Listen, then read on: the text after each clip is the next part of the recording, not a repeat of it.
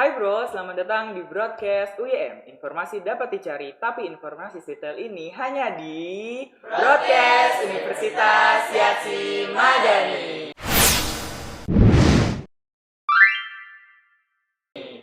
Nah, teman-teman, di episode kali ini kita akan lebih dekat lagi nih dengan kegiatan akademik kita.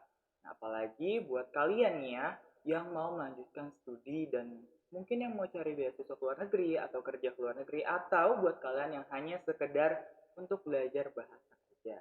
Nah, hari ini kita akan mengenal lebih dekat dengan lembaga bahasa dan program TOEFL Universitas Yasin Madani. Eh, Pada hari ini kita mau tahu sih seberapa penting perannya dan apa saja layanan dari program tersebut dan kenapa kalian harus tahu. Nah, untuk menjawab itu semua, mari kita panggil Ibu Rizky Isfahani, SPD, MPD. Silahkan Miss. Miss, aduh manggilnya jadi Miss ya. Ibu Rizky, terima kasih sudah hadir di podcast kami. Mungkin Ibu bisa perkenalan terlebih dahulu dan mungkin sedikit dijelaskan apa itu lembaga bahasa.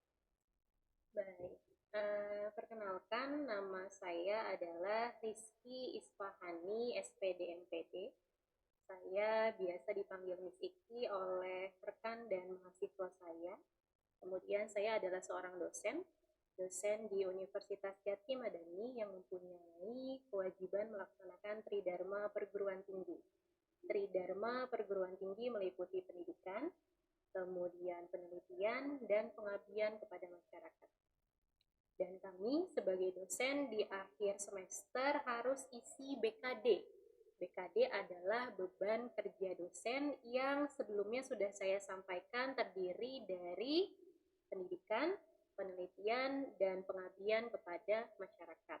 Kebetulan saya diberikan amanah oleh universitas untuk menjadi Kepala Lembaga Bahasa Universitas Yasin Madani sebagai tugas tambahan saya sebagai struktural ya.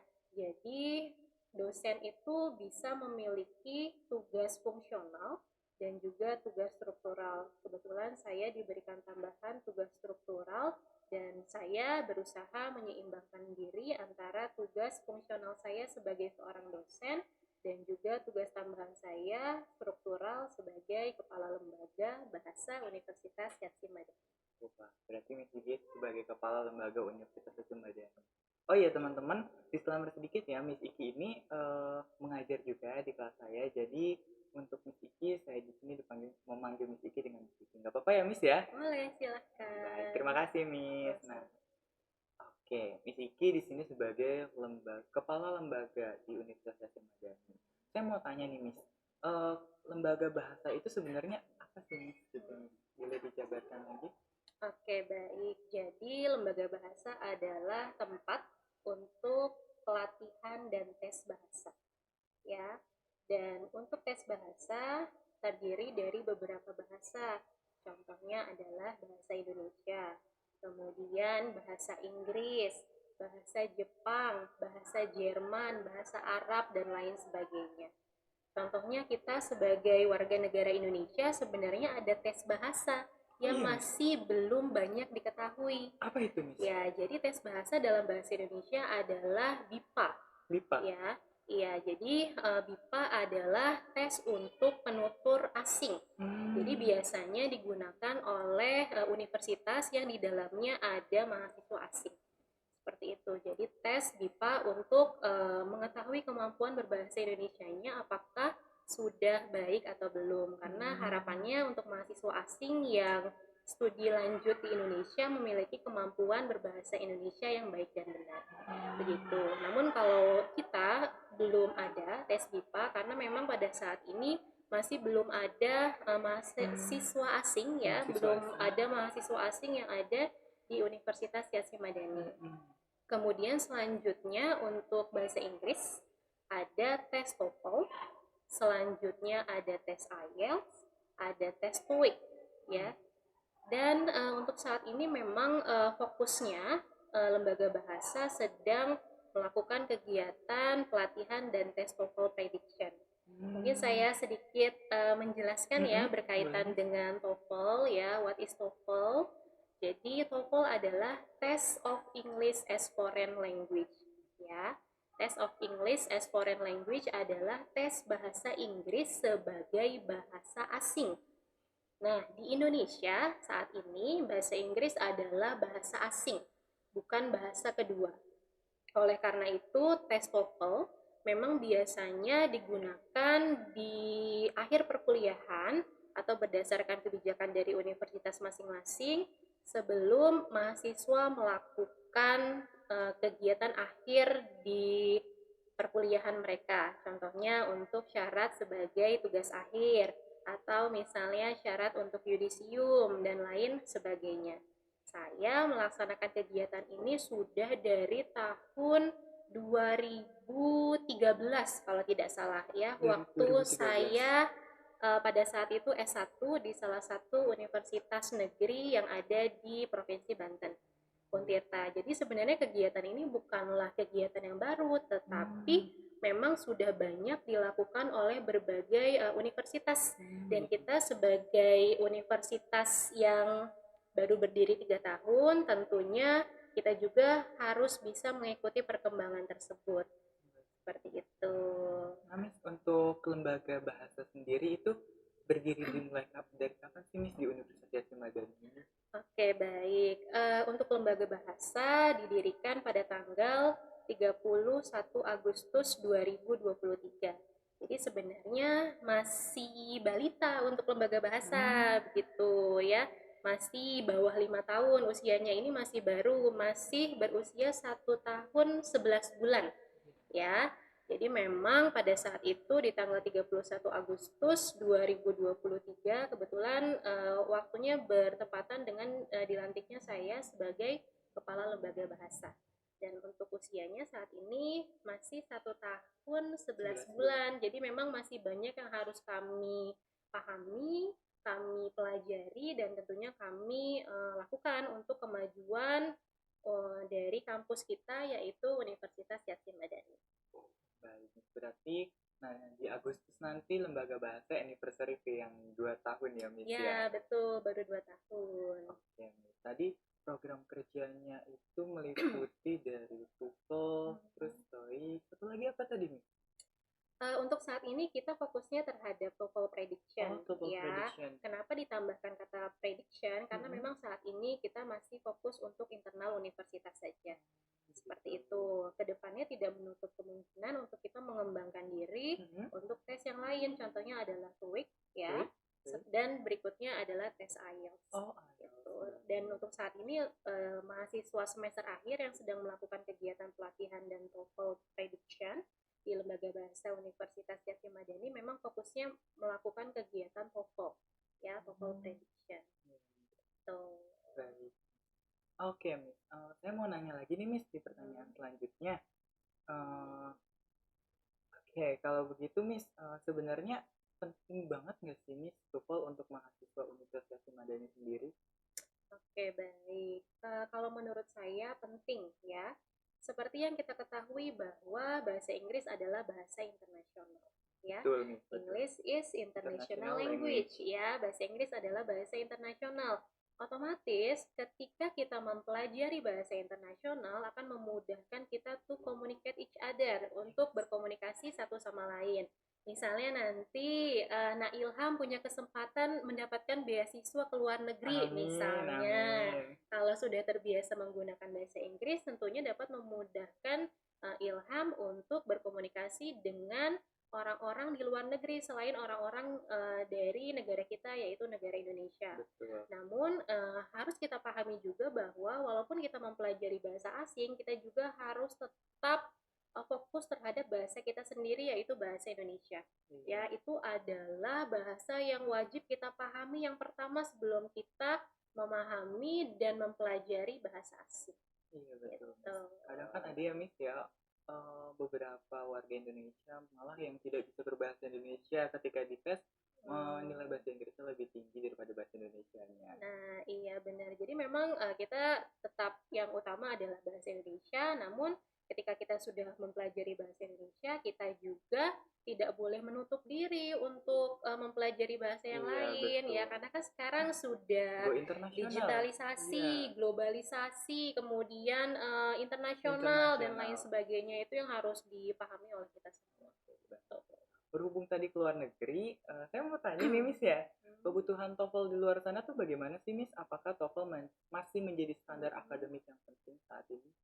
Oke, baik. Jadi untuk kegiatan TOEFL prediction yang dilakukan di Universitas Yassin Madani memang pada dasarnya adalah jenis TOEFL ITP. Ya, Apa itu ITP Miss? itu adalah Institutional Testing Program. Jadi memang tes TOEFL yang digunakan untuk institusi pendidikan. Ya, Begitu Miss. kita di UYM ini, Universitas Yassin Madani ini adalah sebuah institusi pendidikan. Jadi memang pas dan cocok sekali menggunakan jenis TOEFL ITP tersebut. ITP. Dan untuk kebutuhannya Mm-hmm. ya ada academic purpose and then general purpose. Ya, untuk academic purpose itu adalah kebutuhan akademik dan general purpose itu untuk kebutuhan umum. Kalau untuk kebutuhan akademik bisa untuk scholarship, beasiswa, kemudian bisa juga untuk enrollment, pendaftaran, dan untuk hal lain yang berkaitan dengan pendidikan. Ya. Selanjutnya kalau untuk general purpose bisa syarat untuk CPNS misalnya, BUMN, dan lain sebagainya. Tentunya banyak hal yang bisa digunakan untuk kegiatan dan pelatihan TOEFL prediction ini. Namun untuk saat ini yang perlu digarisbawahi untuk kegiatan TOEFL prediction ini masih dikhususkan untuk kegiatan internal universitas. Kedepannya memang kita juga akan merencanakan untuk eksternal universitas, namun masih dalam proses. Jadi tunggu saja. Ya. Jadi untuk kegiatan eksternalnya tuh berarti kita buka tes di kampus ya Miss? Iya, betul. Jadi tidak hanya mahasiswa Universitas Yassin Madani saja yang bisa melakukan kegiatan ini, tetapi dari eksternal pun bisa, namun berproses. Teman-teman hal tersebut. Doain ya, semoga bisa ke pihak eksternal juga. Iya. Tapi sebelum ke pihak eksternal, nah tadi kan konteksnya kita masih dalam internal ya Miss ya. Kadang nih tes TOEFL nih jadi keresahan sama teman-teman mahasiswa yang lain. Kenapa ya Miss ya? Tes TOEFL nih sering banget dianggap menakutkan. Apa yang sebenarnya membuat mahasiswa itu takut dengan tes TOEFL nih?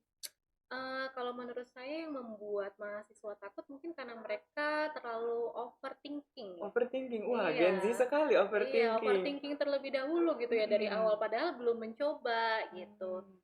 Sebenarnya untuk kegiatan TOEFL ini berkaitan dengan listening. Ya, salah satunya berkaitan dengan listening. Nah, untuk listening ini sudah pernah kalian lakukan juga ketika dulu kalian ujian nasional. Ya, yang merasakan ujian nasional itu pernah ada namanya listening dalam mata pelajaran bahasa Inggris. Ketika di SMP, junior high school, and then senior high school seperti itu. Jadi sebenarnya kalian itu sudah mempunyai basic sebelumnya, tinggal digali saja basicnya gitu. Dan untuk TOEFL ini ya terdiri dari 3 bagian. Yang pertama adalah listening comprehension, yang kedua adalah structure and written expression, and then yang ketiga adalah reading comprehension.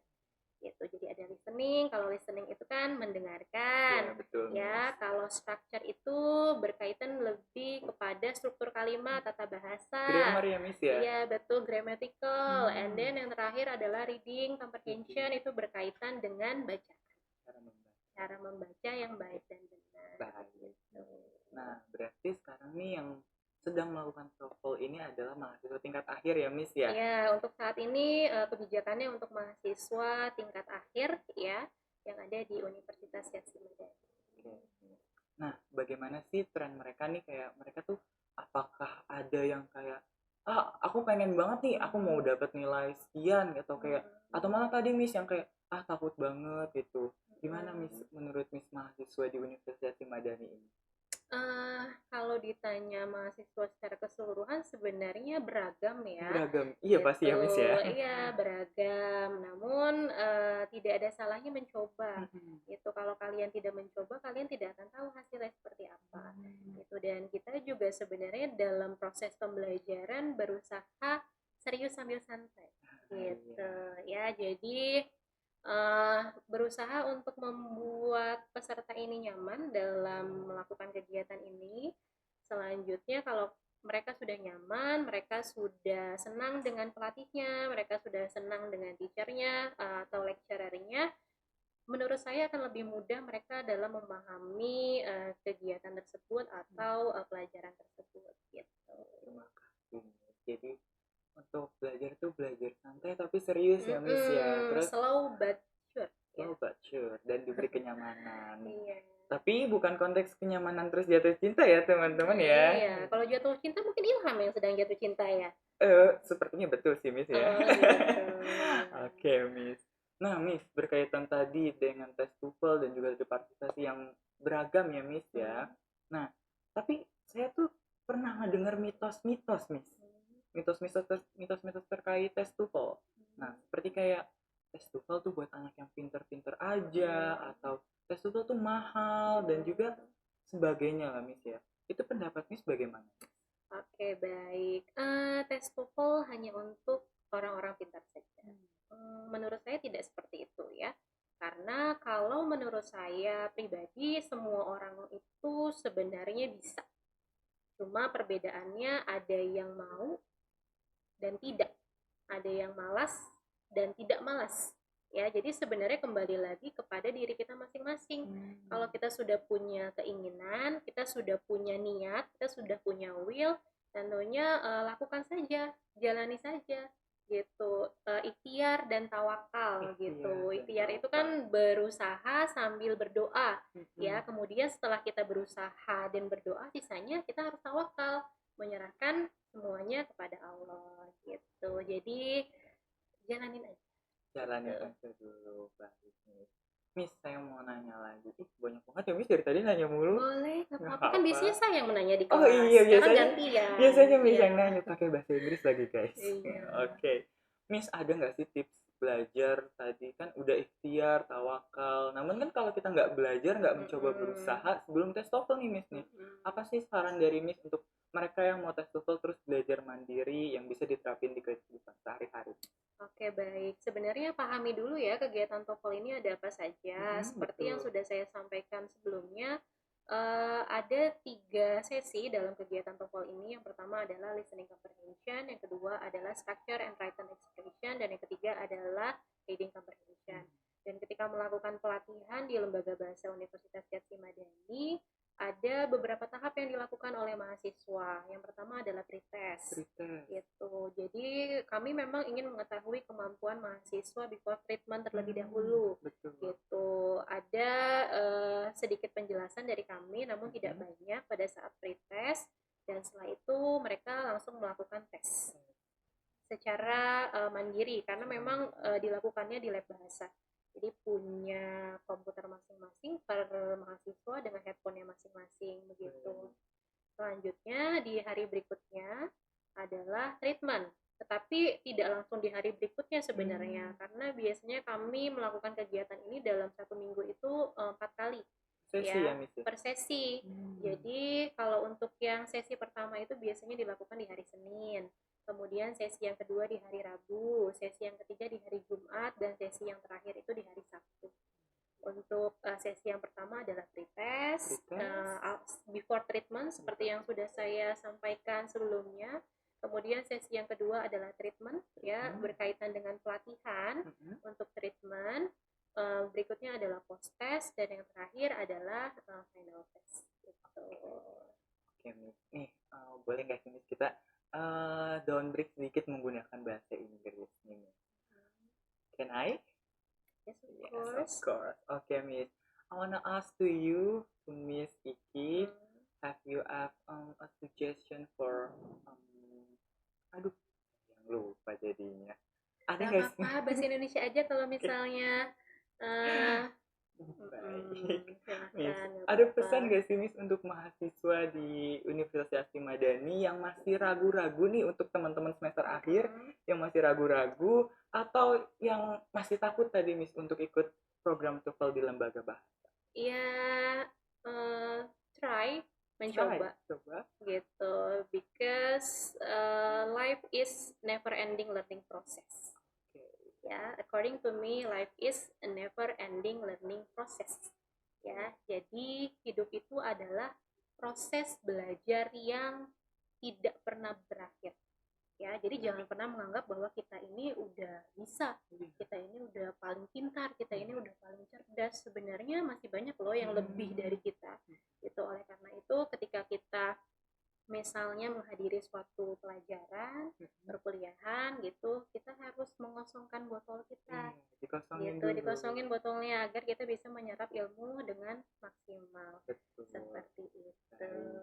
Miss, karena Miss sudah datang di podcast kami di broadcast Universitas Madani, apakah first impression Miss tentang podcast kita dan ada nggak sih sarannya buat broadcast Universitas Madani?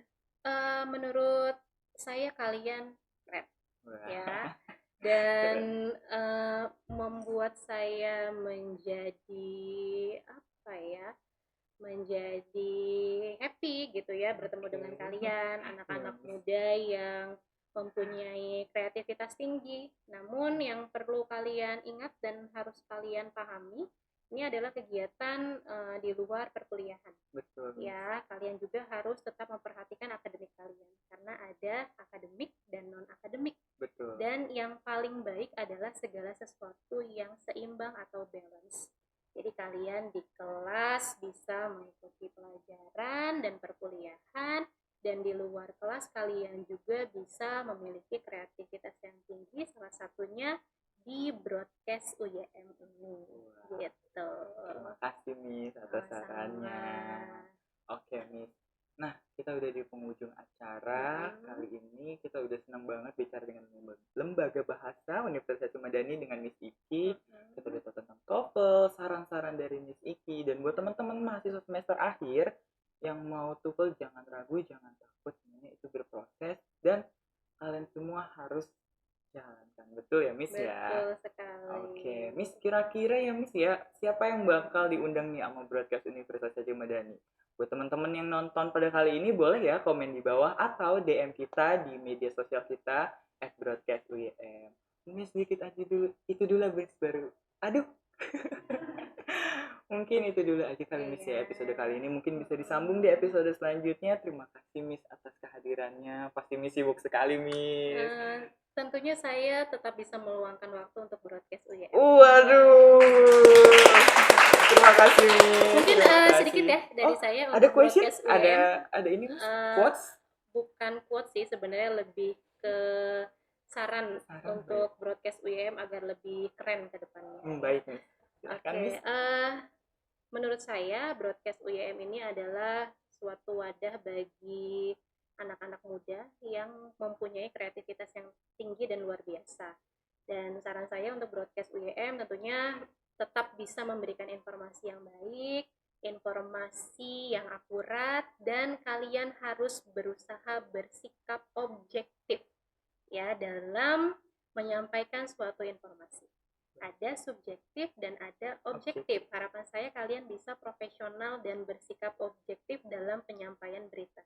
Karena nantinya akan banyak yang mendengar, banyak yang menonton, tentunya beritanya juga harus berkualitas. Terima kasih. Nah, Ilham dan teman-teman dari broadcast yang lain luar biasa ya. Oke, Miss. Mungkin kita bisa say bye dulu ke teman-teman yang di sana. Mau pakai bahasa Inggris atau bahasa Indonesia? Bahasa apa aja. Saya mengikuti bahasa Sunda mungkin, Miss. Iya, boleh. Bahasa Indonesia ya, Miss ya. Oke, teman-teman terima kasih atas partisipasinya. Terima kasih sudah menonton. Jangan lupa like, comment, dan subscribe di YouTube Universitas Madani dan juga jangan lupa follow di broadcast UYM. Sampai jumpa di episode selanjutnya. Bye bye.